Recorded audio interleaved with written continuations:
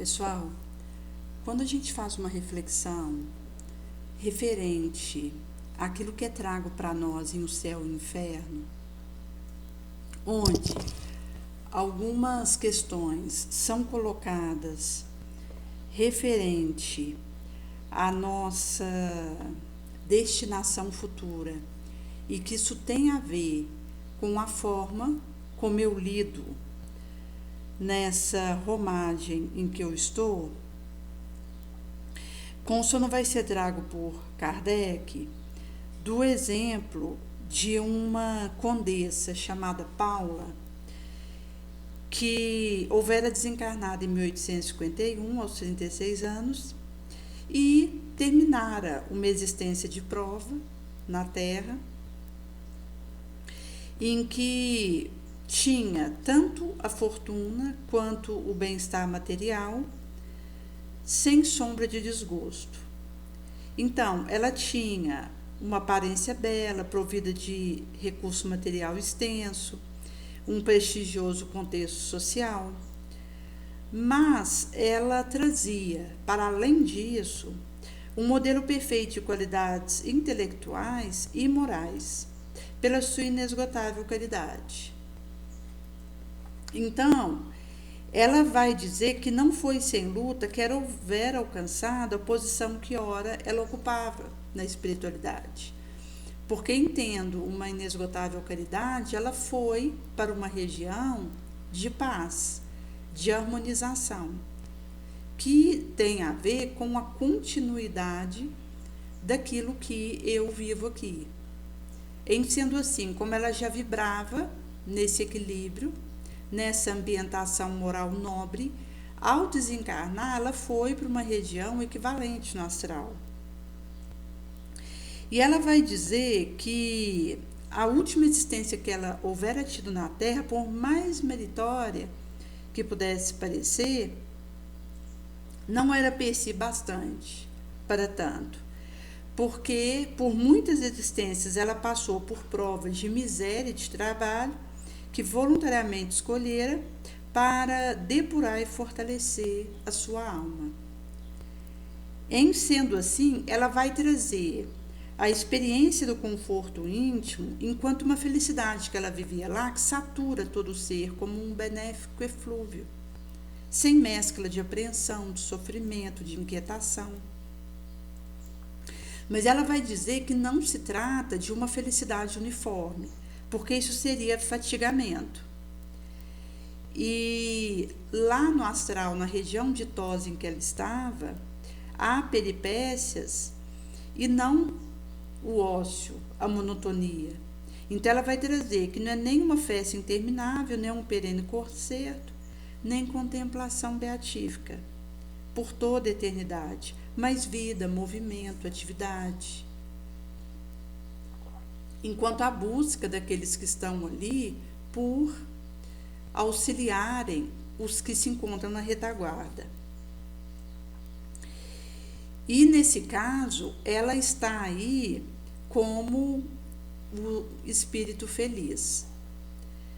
Agora, Kardec ele vai trazer também a experiência de uma outra senhora em que houvera tido aí uma desencarnação numa condição diferente da primeira,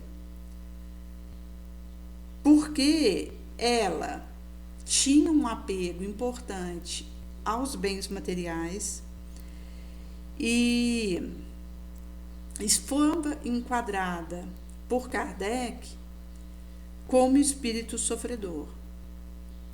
Então, o nome dela, Paula, vai ser trago como uma ressequida alma e miserável. Também ela teve o desfrutamento da posição de inteligência, fortuna, evidência social e também dotes físicos. Nesse sentido, nada lhe faltava, tudo lhe sorria, a ponto de dizerem que ela era muito feliz. não houvera infligido humanas leis, vivia a chamada terrena felicidade, mas era dominada por um exagerado sentimento de egoísmo e de orgulho. Então ela vai constatar, após a sua existência material, uma aridez no seu coração, um ressequimento. Então ela vai dizer: malditas sejam as horas de esquecimento e de egoísmo, nas quais eu me esqueci da caridade genuína, do afeto, e só pensava no bem-estar meu. Malditos humanos interesses, ela vai trazer, enquanto aquilo que houvera perseguido e tido como meta, preocupações inúteis, materiais, que só a cegaram e a fizeram se perder. E então, ali naquele momento, ela estava com um remorso do tempo perdido. Porque, inclusive, nós houvéramos trago no cacau de ontem que não é possível precisar o momento em que a alma delinque, enquanto ali aquele pentelésimo. Mas, mesmo que nós fizéssemos esse recorte e conseguíssemos precisar o exato instante em que eu delinqua, eu não poderei saber o momento do meu retorno. Por isso que todo esforço que a gente fizer para se manter mentalmente harmonizado vai nos ser de grande valia para irmos ganhando experiência nesse processo. Porque também é um tônus mental.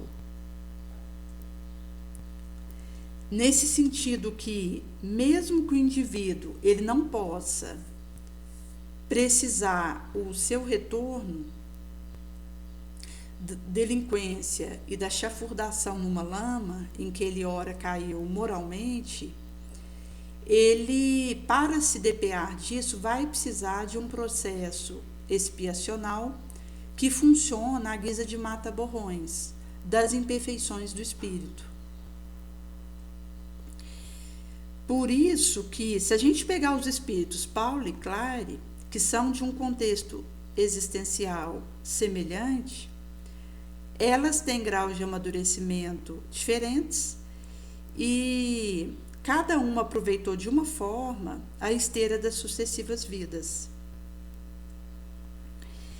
E nesse sentido que quando a gente fala da queda do espírito, a zona de desequilíbrio consciencial, de tormento da sua voz íntima, que traz um remorso pelo mal que ela tenha realizado e pelo bem que ela não tenha realizado, e que inclusive, gente, esse bem que nós não realizamos, está envolvido aí a questão da covardia moral, a questão da nossa fraqueza, do nosso receio, porque se por um lado nós precisamos ter a questão do bom senso, quando vamos decidir entre o que devemos e não podemos, e entre o que podemos e não devemos, e nesse sentido precisaremos recuar, mas também a melhor forma de agir quando podemos e devemos.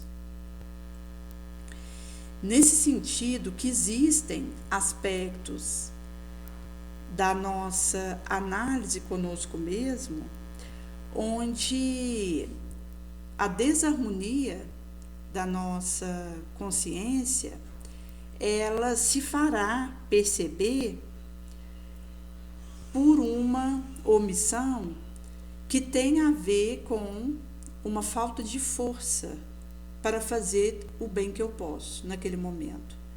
Porque, por um lado, eu preciso do bom senso, da circunspecção, e antes excesso dessa circunspecção, dessa prudência, do que a imprevidência, do que a precipitação.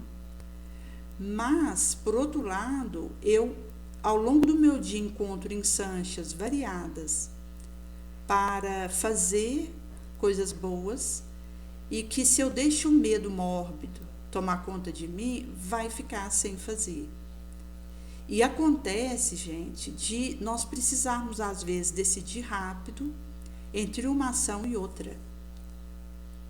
como uma moça que estava ali no ambiente de trabalho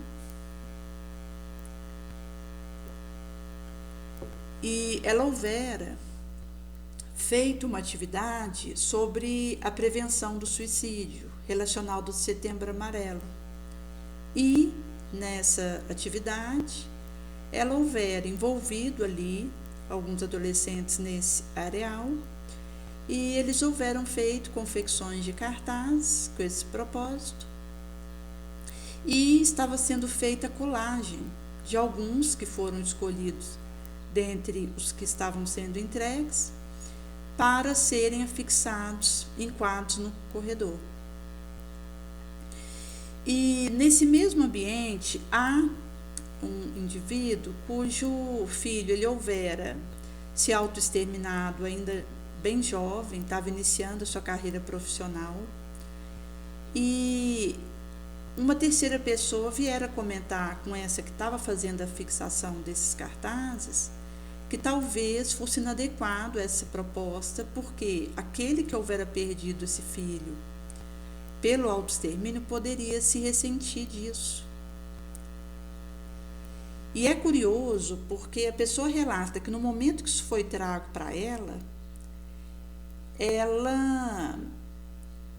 deixou passar, aguardou para poder averiguar a procedência desse comentário, e então ela chamou uma outra pessoa que participava ali daquele ambiente de trabalho e trocou uma figurinha sobre a viabilidade daquela colocação. E essa pessoa disse que até pelo tempo que já houvera se passado, quase um ano, o objetivo é que as dificuldades que nós enfrentamos, a gente oferte isso para que outros sejam prevenidos daquele mesmo mal. Então, no caso de eu passar uma dada dificuldade, eu vou ter um período de luto necessário, aí de 3 meses, onde eu realmente preciso viver a minha dor, não enquanto um luto de me afundar numa depressão e numa desistência, mas um momento em que eu posso encontrar a minha dor e poder vivê-la, porque isso é saudável quando a pessoa vive um luto. Sobretudo quando se trata de um filho e da maneira como aconteceu, pelo suicídio. Mas, depois que vai passando esse tempo, o indivíduo precisa dar continuidade à sua vida, aquele que ficou. E encontrar força na oração, no pensamento elevado. E nesse sentido que, ao ser feita essa reflexão, essa pessoa achou por bem chamar esse indivíduo mesmo e perguntar. No qual ele disse que mesmo tendo vivido o que viveu, de perder esse filho pelo autoextermínio, ele não tinha percebido que estava tendo aquela fixação de cartaz sobre esse assunto e que inclusive incentivava essa atividade, porque queria que outros fossem prevenidos para não realizar o que o filho dele realizou.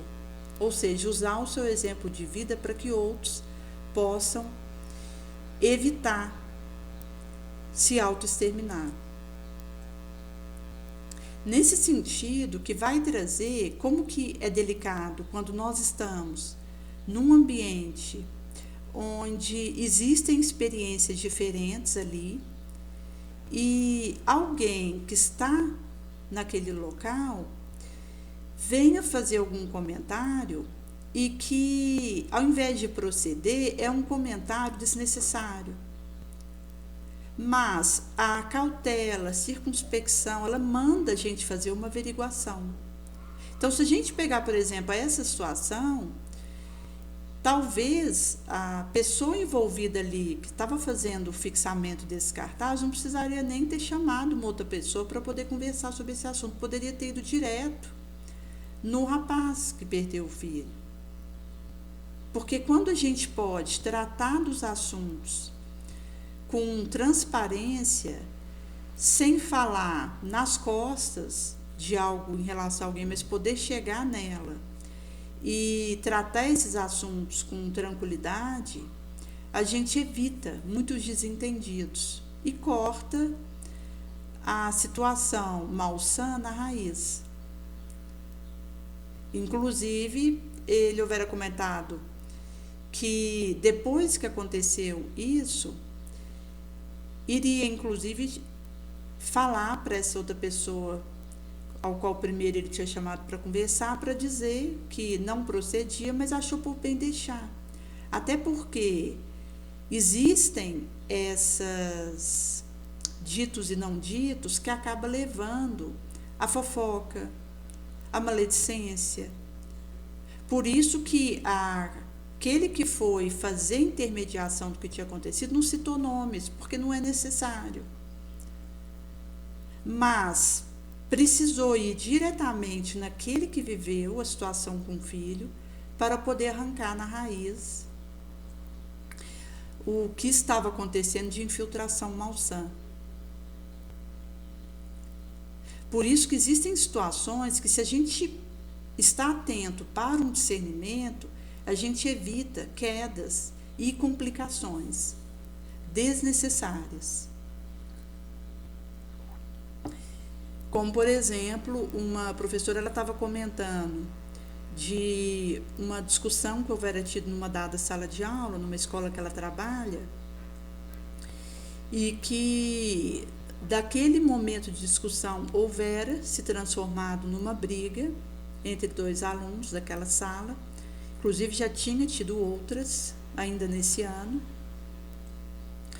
E lá de fora, essa briga, ela aconteceu fisicamente.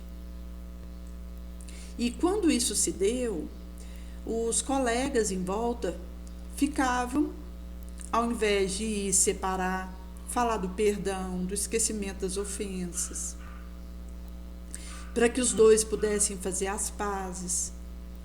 Ao invés disso, os colegas começaram a insuflar para que um batesse no outro mais do que já estava batendo, e acabou que um deles saiu com o rosto todo machucado, porque quando é assim, a briga, ela é ao mesmo tempo uma autodestruição comigo e uma destruição na direção do outro. Até porque o indivíduo que se rende a um confronto físico, ele sabe que vai sair machucado, mesmo que ele bata mais. E aqui nós estamos falando apenas da vertente física, mas sabemos que a moral fica lesada, prejudicada, porque isso dá conexão com obsessores. Inclusive porque nós temos os ambientes de obsessores, seja nas escolas, insuflando brigas entre colegas, seja os colegas entre si, entre aluno e professor, vice-versa, professor e alguém que trabalha em outro departamento, vice-versa, enfim, obsessores que insuflam o nosso egoísmo e as nossas desavenças para virar esse tipo de situação que aconteceu nessa briga com esses dois colegas, porque aí aqueles que ficam em volta pedindo mais briga, pedindo para bater, estão representando essas legiões de obsessores que ficam nesses ambientes aproveitando a ensancha. Porque aí aqueles que estão ali saem todos machucados, comprometidos moralmente e enfraquecidos para um tentame elevacional.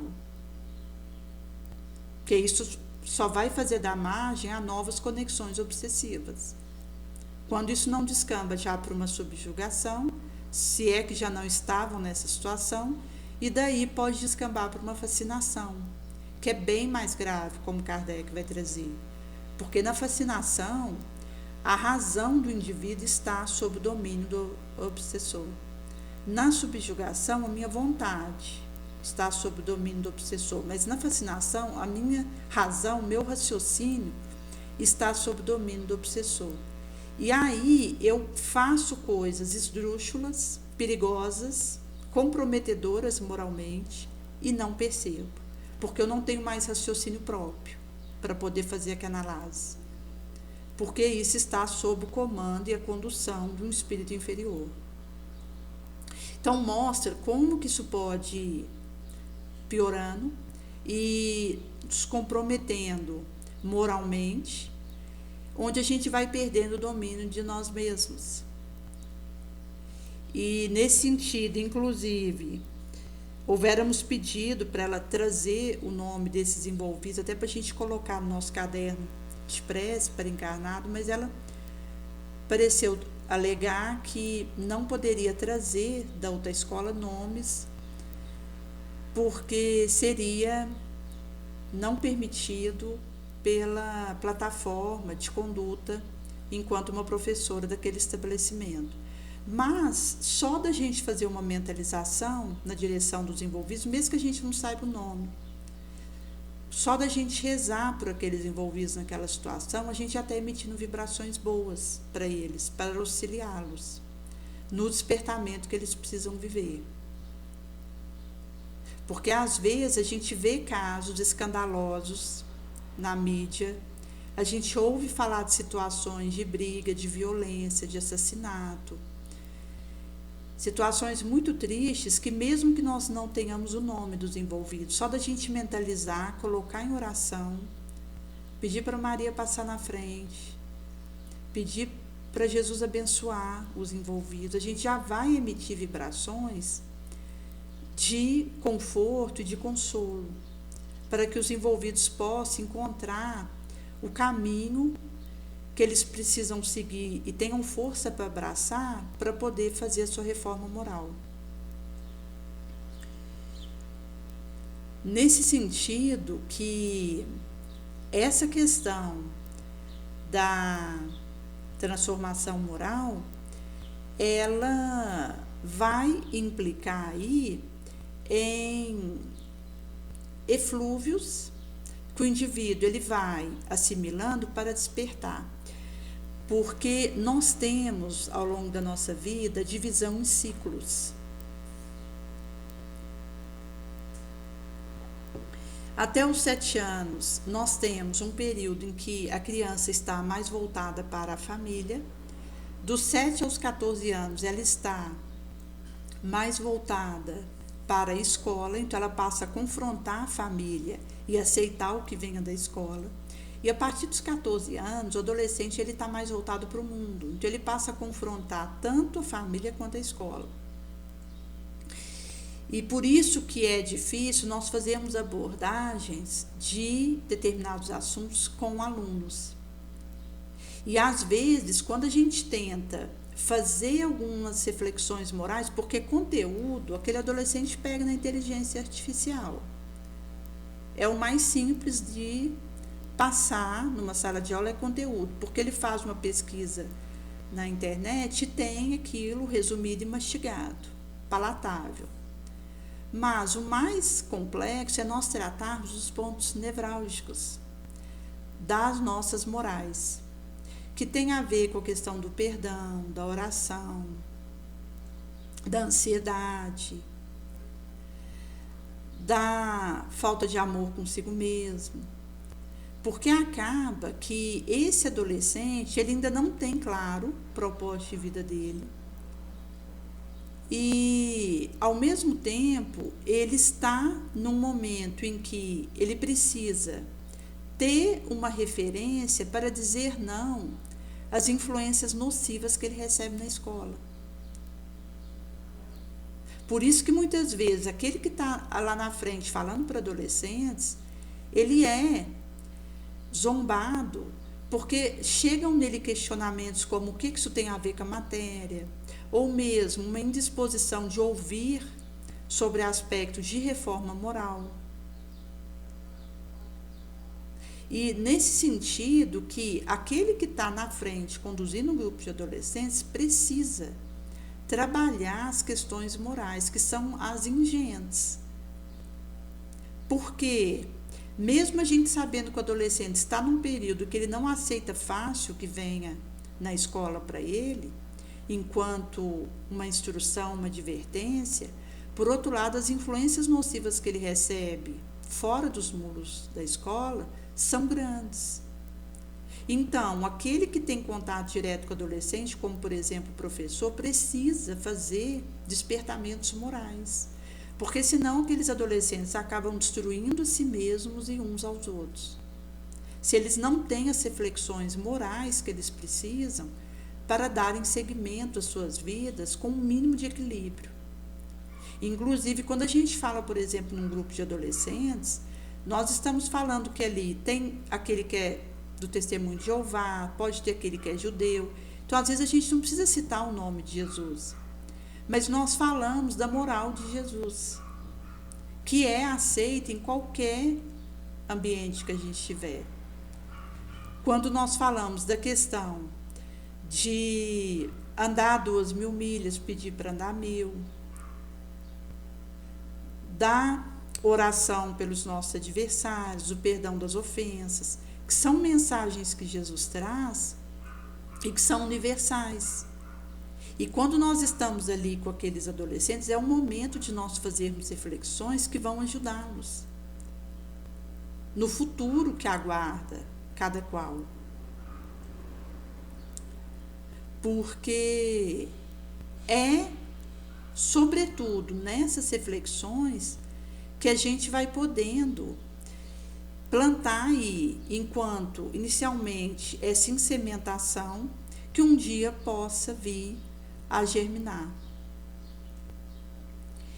E nesse sentido que vão ter alguns aspectos dessas colocações ali que vão ser feitas, que nós, mesmo sem citar o nome de Jesus, nós estaremos falando da sua moral, das reflexões que ele traz para nós.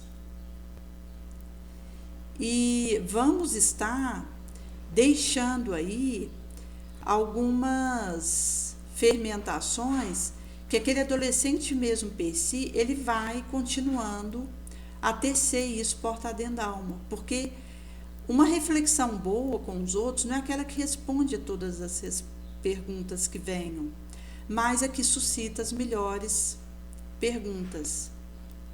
Então, quando eu faço uma reflexão que não tem o objetivo de ficar respondendo a toda dúvida daquele adolescente, mas suscitar as melhores perguntas enquanto caminhos para ele fazer escolhas mais acertadas, ele per si só vai em busca dessa perquisição, desse estudo, dessa autoanálise.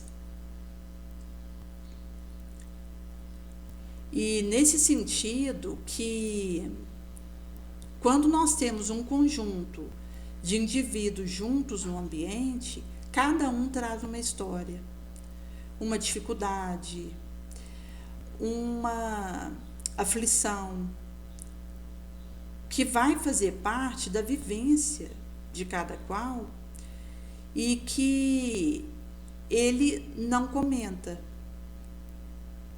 Mas ali naquele ambiente, por dentro ele está fervilhando,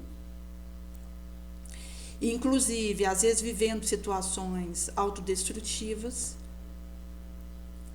onde ele não consegue se aceitar, não consegue aceitar o período que ele está vivendo. E essa fase dos 14 aos 21 anos, ela é muito importante porque é o período que o adolescente, ele vai ter a insementação adequada para viver o que ele vai precisar dos 20 aos 40, que vai prepará-lo para o seu propósito de vida. Então, se o indivíduo ele não tem uma orientação espiritual adequada para dizer não aos convites que o mundo faz para ele, de todo porte, desde a questão de vícios, a questão de uma rotina de ócio, a questão de ideações autodestrutivas, vários convites que ele recebe, e aqui inclusive jogos, em que ele se envolve em apostas, em situações noite adentro em que ele acaba sujeito a ser vingado e se envolve em briga, todo tipo de provocação e tentação que alcança um adolescente vindo do mundo, acaba tendo um efeito arrastativo sobre ele se ele não tiver a instrução que vem da doutrina espírita ou mesmo do tempo religioso que o indivíduo participe. Por isso que aquele que está num ambiente de sala de aula com adolescente precisa tocar nessas questões, que possam norteá-lo quanto escolhas que ele precisará realizar para que ele tenha alguma chance de chegar nos 21 anos com condição de viver o que ele ainda precisará. E nesse sentido que fazer esse tipo de abordagem é algo que vai exigir aí que nós saiamos do nosso comodismo. Porque quando eu me coloco diante de um grupo de pessoas para falar sobre temas de despertamento moral, a gente sabe que vem a bolinha de papel, vem o menoscabo, porque isso faz parte daquilo que a gente vive. Porque se alguém fosse ali na frente para falar de um vício, enquanto estimulando isso, aí seria aplaudido.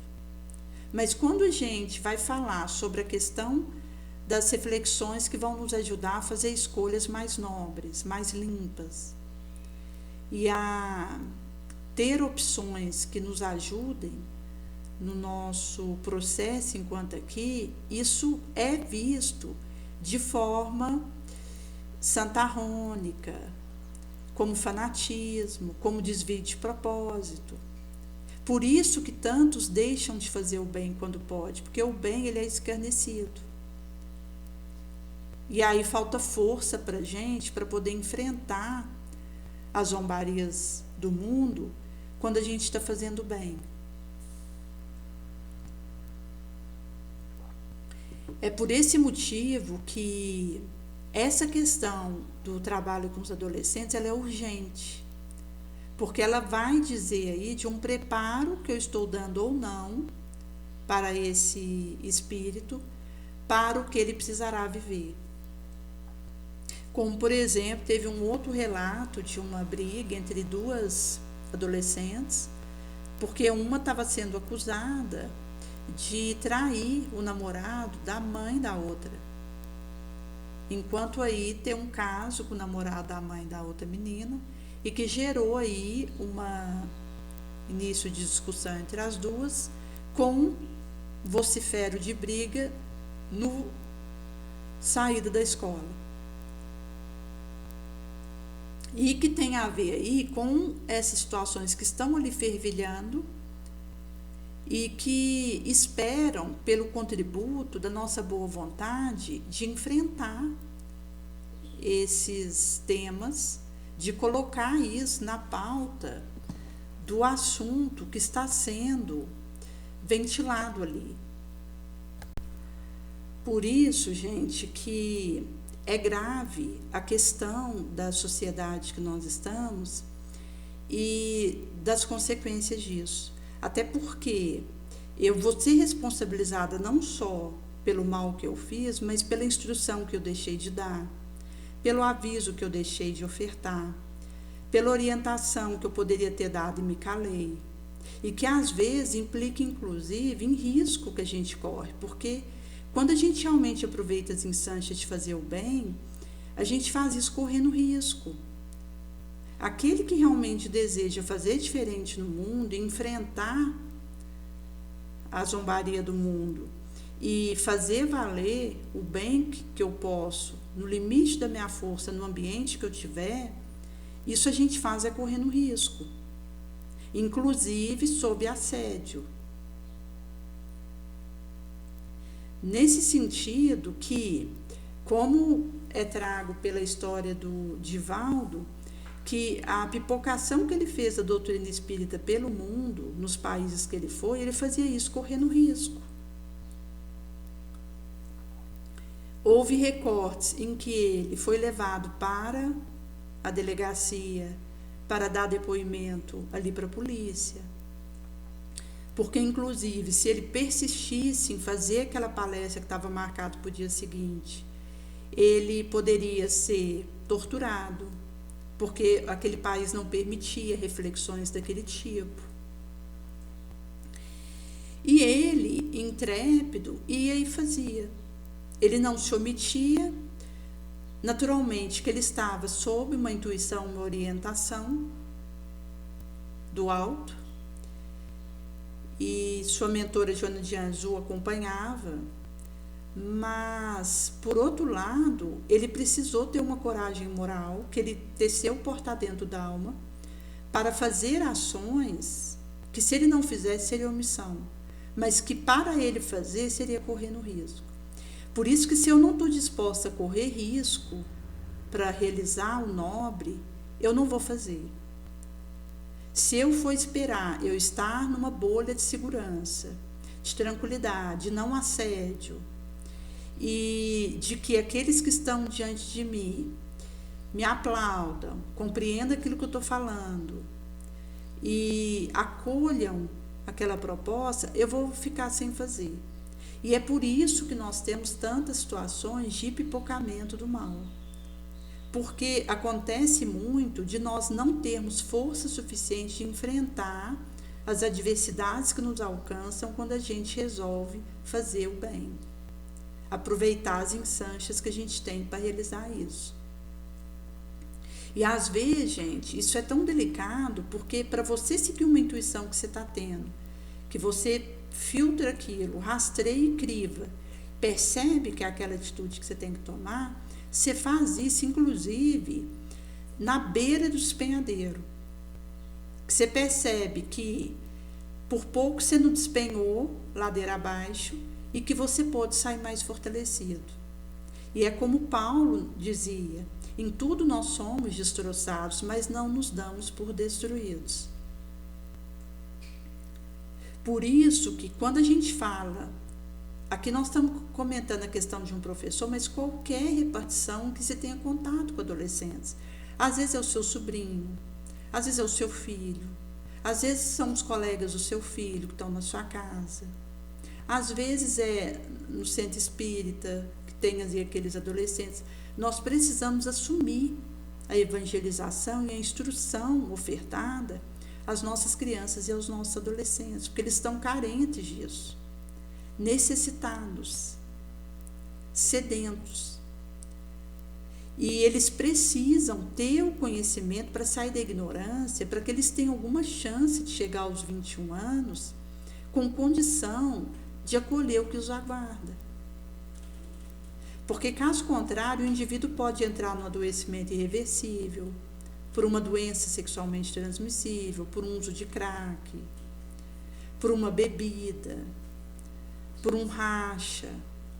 O indivíduo ele pode acabar tendo uma depressão grave e fazer algo contra si mesmo e não sobreviver. Pode tentar algo contra si mesmo e ter sequelas importantes, mesmo que sobreviva. Como um adolescente que estava tendo dificuldades com a questão da sexualidade, porque veio de um sexo e não se identificava com o corpo que tinha. Então estava se transformando, usando hormônios para ficar do sexo oposto que ele tinha vindo. E isso acaba tendo uma impactação na circuitaria e, por outro lado, estava tendo noitadas com pessoas do mesmo sexo, que ele tinha nascido com esse sexo, porque ele estava se transformando no sexo oposto, e implicando aí em todo um comprometimento para ele. Ou seja, o indivíduo desse ponto, ele pode e já está em adoecimentos do espírito, que vão acabar impactando o físico. Isso pode deixar sequela. Então, o indivíduo, quando ele for chamado aquilo que ele precisa, no período, a partir aí dos 21 anos, ele talvez já não tenha condição de atender. Porque um violino, ele vai continuar sendo um violino, mas ele já não vai atender aos propósitos que ele precisaria se ele tiver com as suas cordas rebentadas. Então, a gente poderia considerar a mudança dessas cordas enquanto aí uma transformação espiritual que permita a ele atender aquilo que ele precisa, o seu propósito de vida. Por outro lado, pode ser que, mesmo que nós tenhamos outras cordas para colocar nesse instrumento, ele já não consiga mais fazer a harmonização com isso, devido a degenerações irreversíveis. Por isso que quando a gente fala a questão da nossa atitude diante da vida, ela é uma atitude que vai pedir de nós muita força para a gente dar conta de aproveitar as ensanches que a gente tem. Porque aquilo que eu me propuser a fazer, mormente, quando nós estamos considerando o propósito de vida do indivíduo, que isso está diante de mim e que eu estou abraçando essa leira e dando seguimento a ela, eu vou fazer sob risco. Então, eu vou precisar desenvolver os meus metais de resistência, discernimento, sabedoria, vida de oração, evangelho no lar, diário, porque isso tudo vai me dando aí, junto com uma vigilância e o autoconhecimento, vai me dando condições de ir fazendo a elaboração interna de uma força que é moral.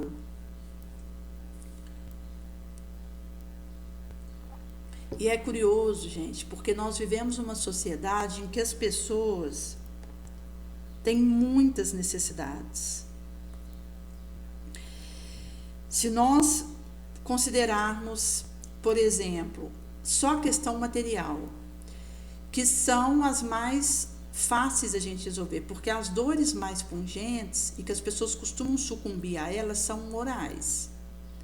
Então, o indivíduo, ele enfrenta até bem uma miséria material, mas se ele recebe a ingratidão, ou a traição, ou uma perseguição que para ele se torna pungente e muito difícil lidar com aquilo, ele pode vir a sucumbir.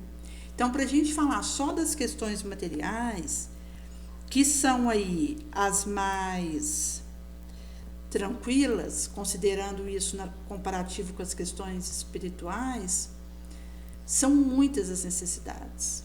Então, assim, diariamente eu recebo mensagens no WhatsApp de pessoas pedindo alguma coisa, seja um gás, seja para comprar um frango, seja porque a geladeira está vazia. E isso mostra que nós estamos num orbe em que as necessidades elas pululam para todo lado. E aqui nós estamos falando de uma necessidade material, porque a gente sabe que a pessoa que está numa situação assim, às vezes ela está tão adoecida espiritualmente que ela não consegue arrumar um emprego para poder ter uma condição mínima de se manter aqui nessa terra, enquanto o pão de cada dia. Como uma moça que ela tem 4 filhos menores, há um tempo atrás ela houvera perdido um bebê de 7 meses, que já tinha nascido, morto. Ela inclusive preparou um caixãozinho para ele, já tinha dado o nome para ele. Então ela passa muitas dificuldades espirituais, emocionais e materiais. E ela houvera comentado que estava indo para uma outra cidade, porque ela tinha começado a morar com um rapaz que a agredia, e ela resolveu mudar de cidade para tentar recomeçar a vida, e arrumou um emprego com plantações de tomate. Então, ela estava indo para esse emprego, mas ela estava sem gás. Mas há um tempo atrás, ela já houvera nos chamado dizendo de uma outra necessidade que estava acontecendo. Então, na verdade, são situações que são constantes, as necessidades e as privações que as pessoas vivem.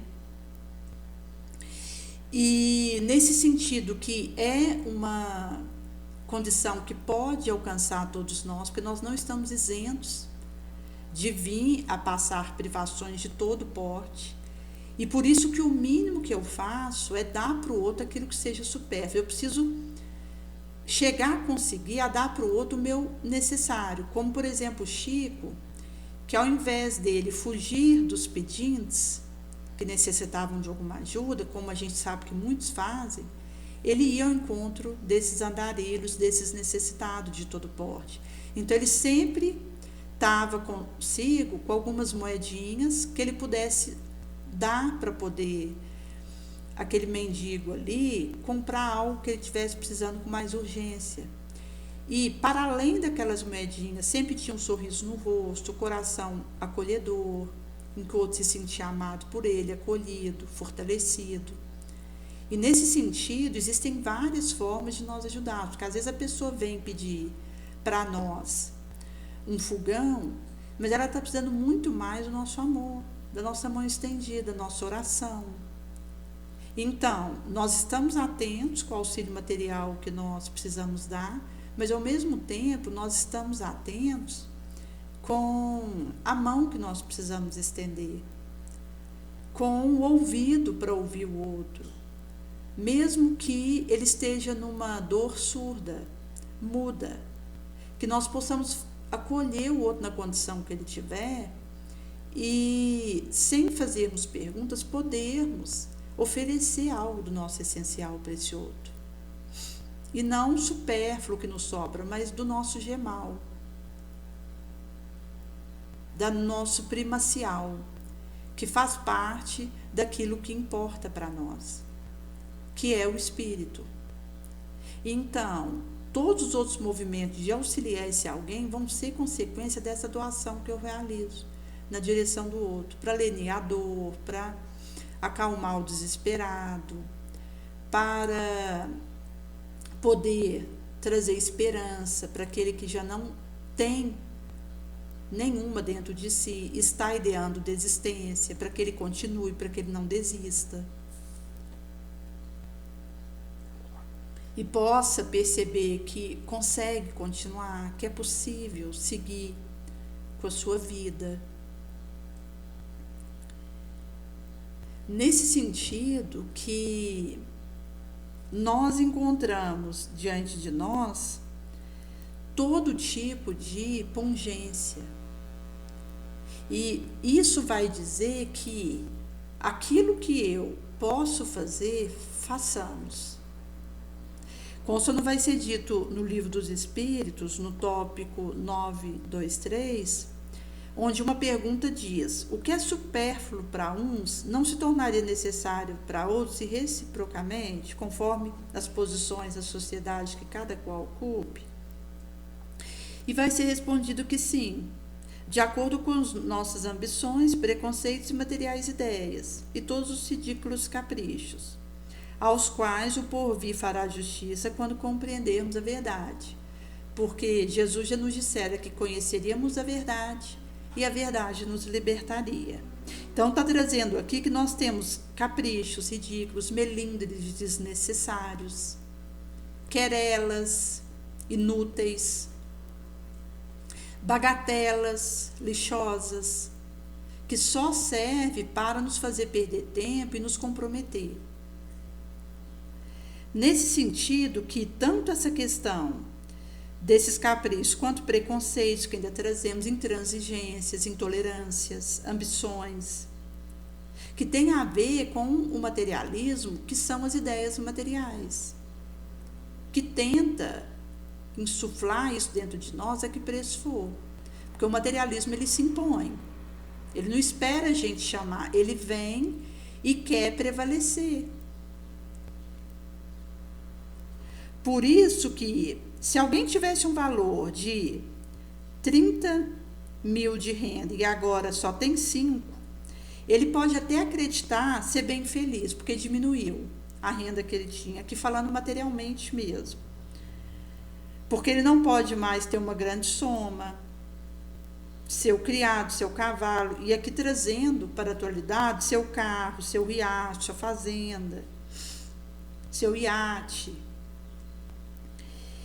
e ter o que chama da sua posição, a sua evidência, sua colocação na sociedade, e satisfazer as paixões que ele traz. Porque com aquele valor que ele tinha de 30 mil de renda, ele podia.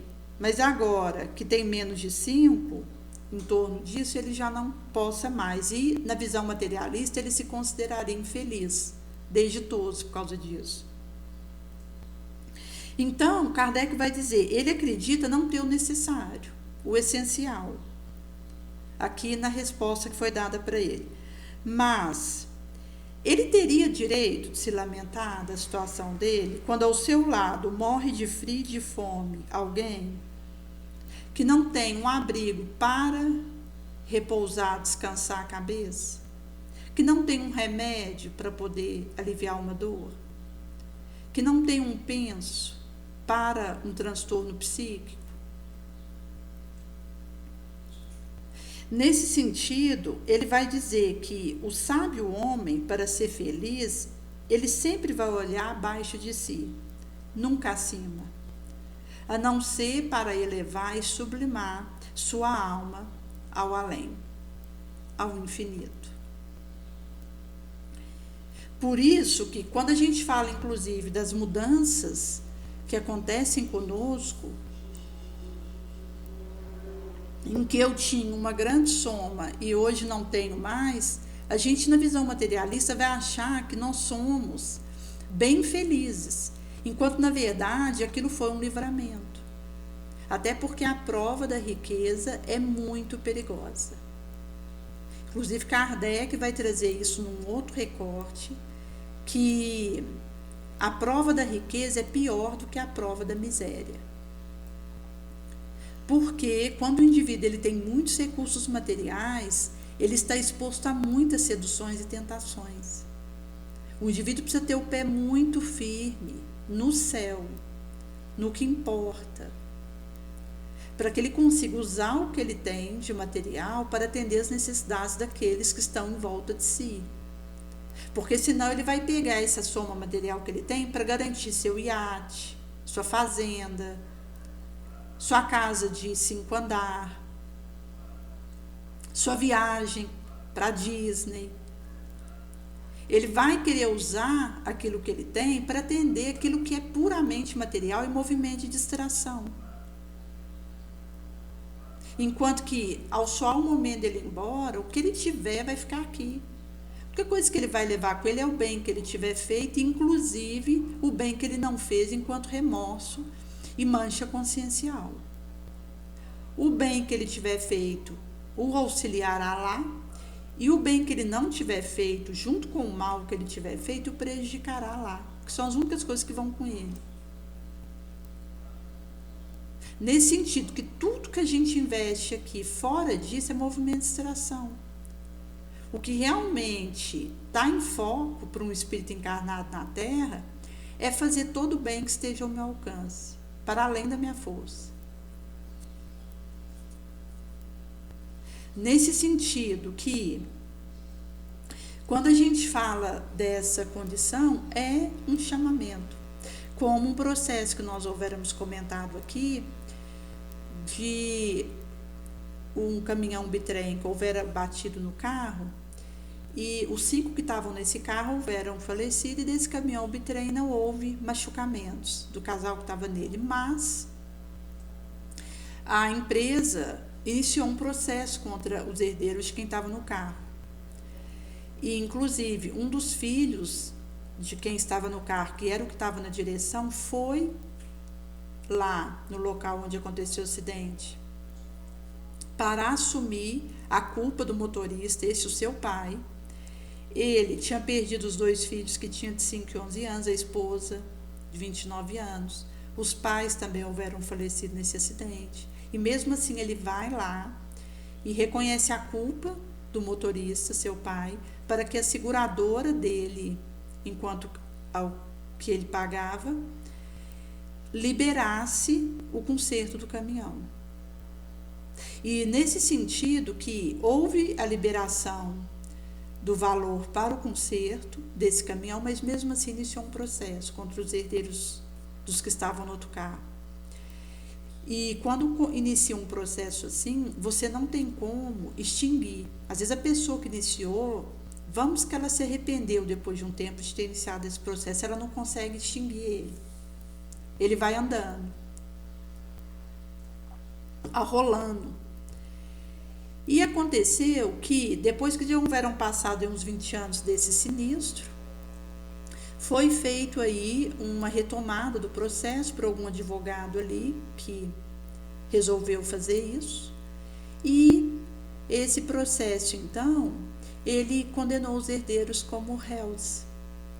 E numa soma que daria aí em torno de 1 milhão, poderia chegar a essa cifra, com aquilo que foi feito de condenação para esses réus, e teriam que pagar para a empresa que é dona desse bitrem. E nesse caso, esses herdeiros então precisaram passar o carro para o nome de terceiros, tirar para o seu nome. Casa, se for a única casa que o indivíduo tem e ele mora nela, não pode ser penhorada, mas dinheiro no banco que seja além do salário que o indivíduo ganha no mês do seu ganha-pão é penhorado.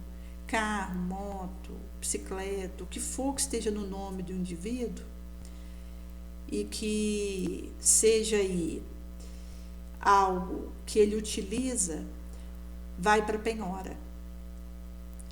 E nesse sentido que aconteceu esse processo, inclusive agora está dando a validação final, porque vai entrar em vigor, ou seja, de uma situação X, esses herdeiros se perceberam sem nada. Mas aqui sem nada, considerando que tem uma casa para morar, pôde passar o carro para o nome de alguém, tem o seu ganha-pão. Então, só para a gente considerar o que é material, nós precisamos agradecer. Mesmo em meio a uma situação como essa, o nosso coração ele agradece, porque são muitos empréstimos que continuam conosco, a começar pela harmonia física, pela condição de continuar trabalhando e pela consciência limpa.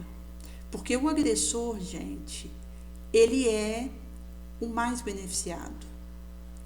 Aquele que está na condição de vítima, sob que duelo for, enquanto aí o agredido, o prejudicado, ele tem conexão com o benfeitor.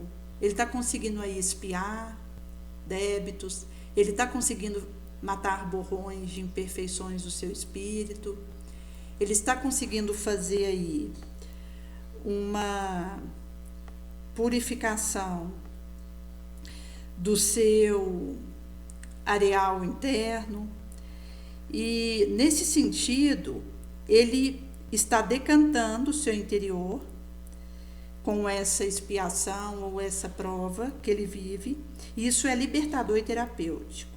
Expunge o íntimo inferno, desimpede a claridade celeste, até aí coberto pelas nuvens tempestosas morais, e funciona à guisa desses mata-borrões para as nossas morais imperfeições. E porque quando nós estamos aí nessa experiência, a gente está tendo a oportunidade de nos burilarmos, de nos limparmos. Enquanto que o agressor, ele está se complicando. Inclusive, quando a gente considera que existem as consciências aos milhares, em caráter de pesadelo e fio de afinidade, reunidas, clamando contra si mesmas, nos remorsos tenebrosos, criam fluídicos quadros de aflição, dor na rarefeita matéria ao redor, organizados pelas leis magnéticas. Então, somente um tempo, talvez em muitos anos rolando a fio, promoverá a psicooperação de decantação interior ou expiação que libera o indivíduo da acumulação de escuras e violentas emoções. Então, quando o indivíduo está na faixa do agressor, ele está nessa situação complicada, morosa, que pode levar anos, a fio, até que ele possa, então, viver a decantação que ele precisa, a expiação, porque até para expiar tem que ter uma condição mínima. Deus não vai colocar um armário de 2 quilos no meu ombro, se ele sabe que eu aguento só 1 quilo. Ele vai esperar eu adquirir força suficiente, espiritual, para poder me dar determinadas expiações que eu preciso expiar. Então, às vezes, isso vai acontecendo depois de outras reencarnações que o indivíduo tem. E geralmente podem suceder que ele está numa região umbralina, como essa de sofrimento, dor, desesperação, ele entra na carne numa inconsciência. E nesse sentido ele entra da carne, sai dela, entra de novo num estágio ainda de sono consciencial, até que ele vai tendo algum despertamento, e a gente não precisa quanto tempo isso pode durar, isso vai variar de cada caso, e tudo começou com um delinquenciamento, que eu poderia ter evitado com a minha vigilância, com a minha oração, com o não a qualquer forma de malefício, a mim ou ao outro, com optar unicamente pelo bem. Então eu posso, a partir dessas escolhas, fazer essas evitações de dores que fatalmente me alcançarão quando eu me deixo levar pela minha sombra. E acaba, gente, que é a força que eu tenho para resistir. Por isso que quanto mais eu sou fiel à proposta nobre, mais força eu vou ter para me manter nela. Porque à medida que eu amealho força com a prática elevada, isso vai me dando ferramentais para avançar nesse caminho. Porque acaba que o indivíduo ele entra numa congramatura psíquica de espontâneo equilíbrio do sentimento, de caridade como parte do seu comportamento normal, de harmonia psíquica e de uma felicidade que nada abala. Porque chegado nesse ponto, o indivíduo interiormente ele está pacificado. Ele pode até estar com uma doença física, está com alguma dor orgânica, está passando uma dificuldade enquanto um desemprego, uma doença terminal de um ente querido, um luto. Ele pode estar na situação que for, que o espírito dele está fortalecido, está sadio. Mesmo que ele enfrente aí problemas, momentos difíceis, desafiadores, que sejam difíceis, dolorosos para ele tem dentro de si a força da verdadeira felicidade, que é a felicidade da consciência tranquila. Porque quando a minha consciência ela está tranquila, eu deito num travesseiro, eu tenho paz. É quando eu posso, na minha reflexão no fim do meu dia, saber que eu não tenho do que reclamar em relação a quem quer que seja. Eu não tenho nada contra quem quer que seja. Eu posso fazer a minha oração enquanto uma oferta pelos outros. Eu posso olhar para a minha consciência e ficar tranquila com o que eu vejo. Porque eu não vejo omissão, eu não vou ver desistência, mas eu vou ver persistência no bem, vigilância, aproveitamento das oportunidades de ser útil. E, ao mesmo tempo, eu vou estar a braços com a minha proposta de automelhoramento, em que hoje eu vou estar procurando ser melhor que ontem e amanhã ser melhor que hoje. Nesse sentido que quando a gente pega aí essa reflexão, ela vai trazer para nós de uma colocação de Jesus, onde a partir de João, que dizia, eu vos mergulho na água para que vocês se arrependam, mas virá alguém depois de mim que é mais forte do que eu, e eu não sou digno de carregar a sua sandália. Ele vos mergulhará no Espírito Santo e no fogo. Na sua mão está a pá, ele vai limpar a eira, vai queimar a palha como inextinguível fogo e recolher o seu trigo no celeiro, nos saturando aí,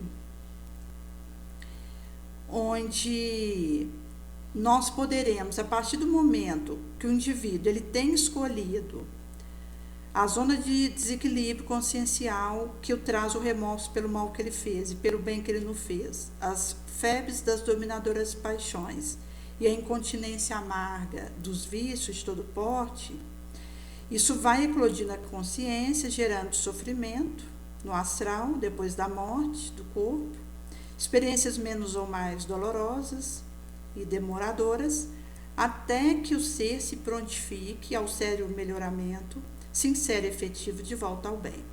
Nesse sentido que quando Jesus ele traz que com a pá na sua mão, ele recolhe o trigo no celeiro ao fazer a limpeza da eira, mas queima a palha no inextinguível fogo, vai dizer que aquele que estiver pronto, que tiver ouvido de ouvir, olho de ver, vai aproveitar as oportunidades para ser útil.